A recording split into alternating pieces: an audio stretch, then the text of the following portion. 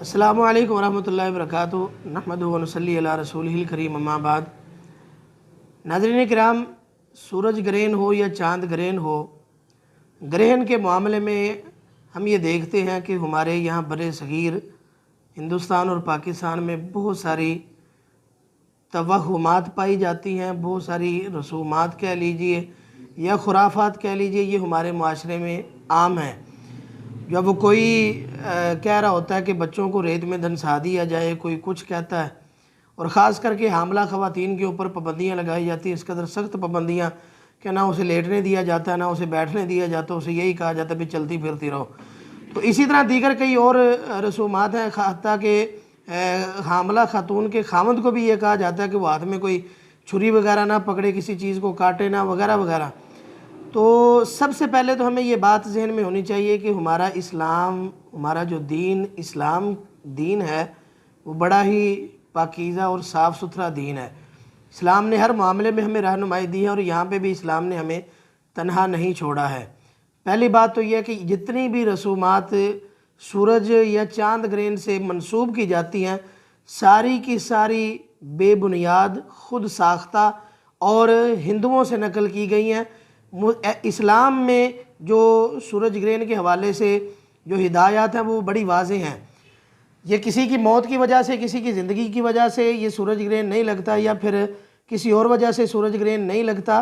ये अल्लाह ताला इनको इस हालत में क्यों करता है, इसकी वजाहत हमें उस वाक़े से मिलती है जो अल्लाह के नबी सल्लल्लाहु अलैहि वसल्लम की हयात तय्यबा में पेश आया। सही मुस्लिम शरीफ की 904 नंबर रिवायत है। हज़रत जाबिर बिन अब्दुल्ला रज़ी अल्लाह ताला अन्हु बयान करते हैं कि जिस दिन नबी करीम सल्लल्लाहु अलैहि वसल्लम के फ़र्ज़ंद अर्जुमंद इब्राहीम की वफ़ात हुई तो उस दिन सूरज ग्रहण लगा। तो अब चूँकि वहाँ पे ये कहीं ना कहीं बातें ये की जाती थी कि सूरज या चाँद ग्रहण उसी वक्त लगता है जब किसी अजीम शख्सियत की वफ़ात होती है। तो यही बातें होने लगी कि चूँकि अल्लाह के नबी सल्लल्लाहु अलैहि वसल्लम का साहिबज़ादा उसका इंतकाल हुआ है, तो इस वजह से जो ना ये सूरज ग्रहण लगा। तो अल्लाह के नबी सल्लल्लाहु अलैहि वसल्लम ने सबसे पहले तो जो काम करना चाहिए था, नोट कीजिए कि हमें सूरज ग्रहण में काम करना क्या चाहिए, वो ये है कि अल्लाह के नबी सल्लल्लाहु अलैहि वसल्लम ने वहाँ पर नमाज का अहतमाम किया। नमाज, सूरज ग्रहण की नमाज थोड़ी सी मुख्तलिफ होती है। इसमें ये होता है कि एक रकत में कम अज़ कम 2 रुकू, यानी एक तो होता है रुकू जो हम हर रकत में करते हैं, तो इसमें तरीका ये होता है कि हमने सूरह फातिहा पढ़ी, उसके बाद किरात की, किरात करने के बाद हम रुकू में गए, रुकू से खड़े होके जो है वो दुआ पढ़ी, उसके बाद फिर से हमने किरात शुरू कर दी, फिर से रुकू में गए। तो ये इसका तरीक़ेकार होता है। ये एक रकत में 3 रुकू भी हो सकते हैं, 4 रुकू भी हो सकते हैं, तो सजदे 2 ही होंगे। तो एक तो यह है कि अल्लाह के नबी सल्लल्लाहु अलैहि वसल्लम ने वहाँ पे नमाज़ पढ़ाई, बड़ी तवील नमाज थी। तो अल्लाह के नबी सल्लल्लाहु अलैहि वसल्लम ने उस नमाज के बाद एक खुतबा दिया। आपने फरमाया कि ये सूरज और चाँद अल्लाह की निशानियों में से एक निशानी है। तो अल्लाह की निशानियों में से ये 2 निशानियां हैं, ये किसी की मौत या ज़िंदगी की वजह से ये मुनकसिफ नहीं होते, इनके ऊपर ग्रहण नहीं लगता, बल्कि अल्लाह ताला अपनी इन निशानियों के ज़रिए अपने बंदों को डराता है।